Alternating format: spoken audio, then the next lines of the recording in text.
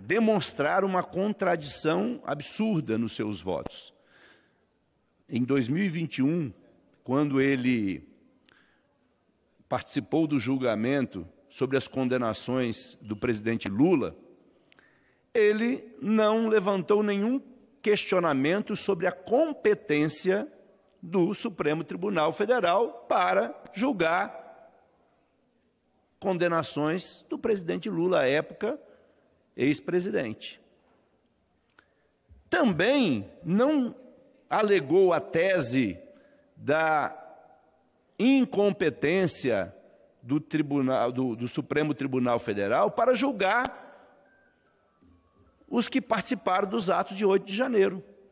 Só levanta a tese, no dia de hoje, ao apresentar o voto, quando o ex-presidente Bolsonaro está sendo julgado pelos seus crimes, e por isso que eu disse que isso é um julgamento histórico que marcará a história da democracia brasileira e a história da democracia do mundo. Então, ele faz hoje, no seu voto, uma revisão daquilo que ele mesmo tinha declarado há pouco tempo. Aliás, a gente não precisa ficar surpreso com o posicionamento do ministro Fux, porque ele foi aquele ministro que, durante a Lava Jato, quando nós tivemos a revelação das mensagens trocadas entre o ex-juiz Sérgio Moro e o ex-procurador do Ministério Público, Deltan Dallagnol, quando eles disseram que as conversas com Fux iam muito bem, e o Sérgio Moro escreve, numa mensagem enviada a Deltan Dallagnol, que abre aspas, em Fux nós confiamos. Ou seja, eles já tratam o Fux como alguém que, invariavelmente, vai se posicionar a favor desse tipo de comportamento. Ele, certamente, hoje perdeu a oportunidade, o ministro Fux, de emitir um voto num momento gravíssimo da democracia brasileira para corrigir esses deslizes que ele cometeu recentemente e que mostram, de fato, que o exercício com as palavras e de interpretação das leis nacionais, da Constituição Federal, são recorrentes na trajetória do ministro Fux. Enfim, ele não podia se esperar nada diferente, vota divergente do voto do relator, que foi acompanhado pelo ministro Flávio Dino, e que nós confiamos que será acompanhado também pela ministra Carmen Lúcia, pelo ministro Zanin, porque nós não podemos admitir que quem cometeu crime contra a democracia, e as provas são demolidoras, presidente, são demolidoras. O voto do ministro Alexandre de Moraes mostra que há uma conexão entre os fatos. Não são fatos isolados. Eles começam em 2021 e vêm sendo conectados até passar pela tentativa de invasão da sede da Polícia Federal, tentativa de explosão de bomba nas imediações do aeroporto, acampamentos antidemocráticos, incitação, mais 30 segundos, presidente, já encerro,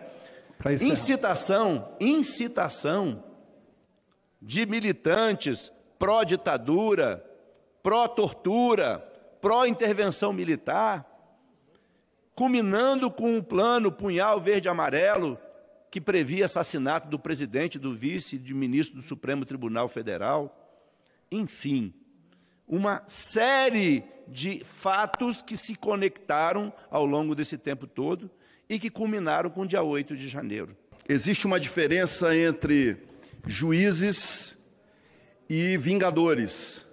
Os juízes de primeira instância, nós temos excelentes juízes de primeira instância, de segunda instância, que eu tenho certeza que têm vergonha das decisões arbitrárias do ministro Alexandre de Moraes. O ministro Luiz Fux, juiz de carreira, concursado, faixa preta de jiu-jitsu. Um dia eu chego lá, sou faixa marrom.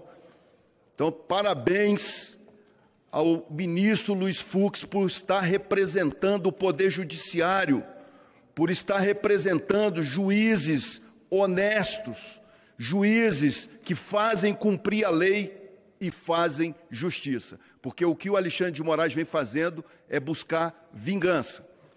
Eu quero aqui, em 2 trechos, em que o Luiz Fux dá uma aula para o ditador Alexandre de Moraes. Ele conclui pela incompetência absoluta, não é relativa. Lembrando, presidente, que o descondenado ex-presidiário do Lula foi anulado o processo dele por incompetência relativa do tribunal. Por incompetência relativa.